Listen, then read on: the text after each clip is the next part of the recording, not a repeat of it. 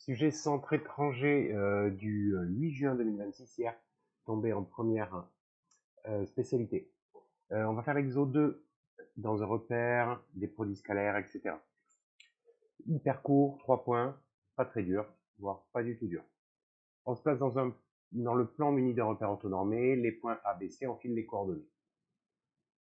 Petit 1A, calculer les coordonnées des vecteurs AB et AC, extrémité moins origine, abscisse de B, 3 moins abscisse de A, moins 1, 3 moins moins 1, 4, et le détail.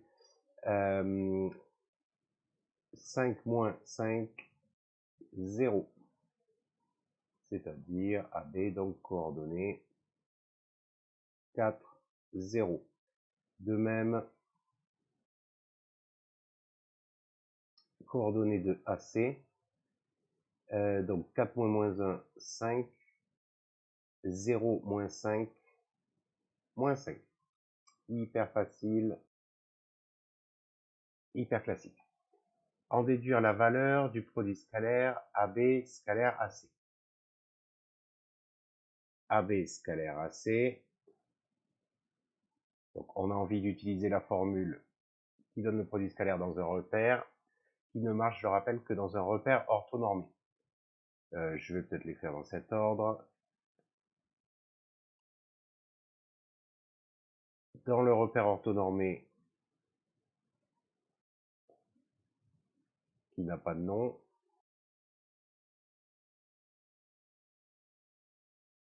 on a donc AB scalaire AC égale abscisse de AB, donc 4, fois abscisse de AC 5, plus ordonnée de AB 0 fois moins 5.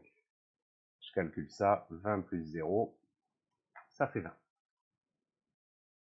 Bon, pas non plus méga chaud. Est-ce que là on le voit? Ouais. Ok. Montrer que AC égale 5 racines de 2.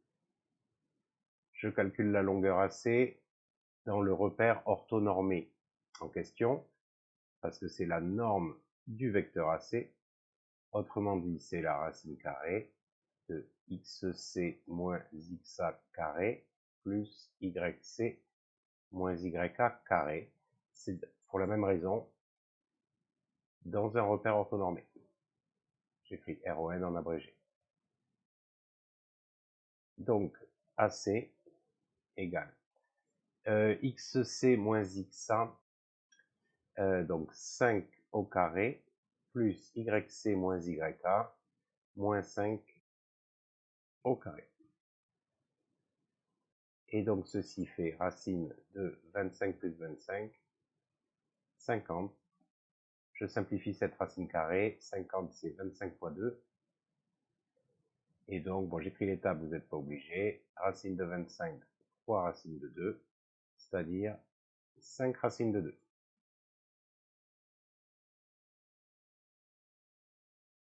N'oubliez pas de repréciser que le repère est orthonormé pour ces deux formules, celle du produit scalaire et celle de la longueur. Question suivante. On admet que AB égale 4. Honnêtement, on aurait pu le recalculer. Je le fais pour vérifier. AB, c'est la racine carrée de xb moins xa carré, 4 au carré, plus 0 au carré. Ça fait racine de 16 égale 4. C'était pas non plus hyper chaud. Écrire l'expression permettant de calculer le produit scalaire AB scalaire AC en fonction de l'angle BAC. Cette formule-là du produit scalaire marche tout le temps. AB scalaire AC, c'est la norme de AB fois la norme de AC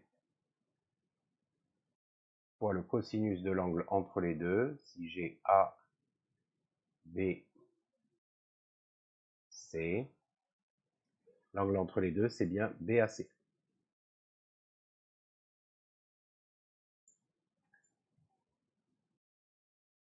En déduire une mesure en radian de l'angle BAC.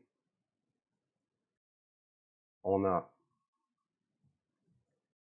Donc, je vais recopier ce qui précède. AB scalaire AC qui est égal à norme de AB, donc 4 fois norme de AC, 5 racines de 2 fois le cosinus de l'angle BAC d'après 2B, et AB scalaire AC qui est égal à 20 d'après la question 1B.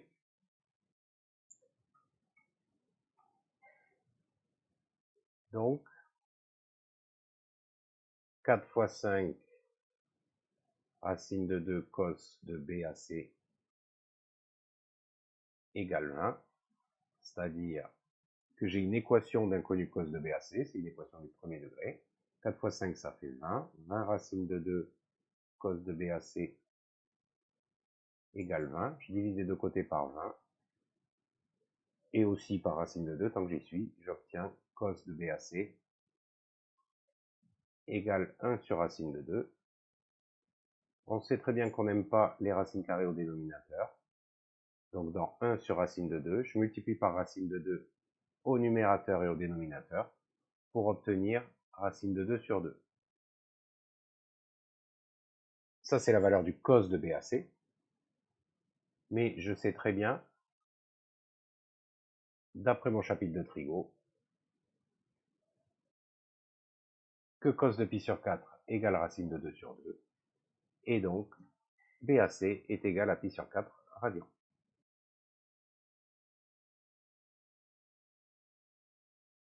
Et c'est fini, franchement, c'était vraiment light sur le produit scalaire. J'espère que ça t'a plu, à la prochaine, ciao.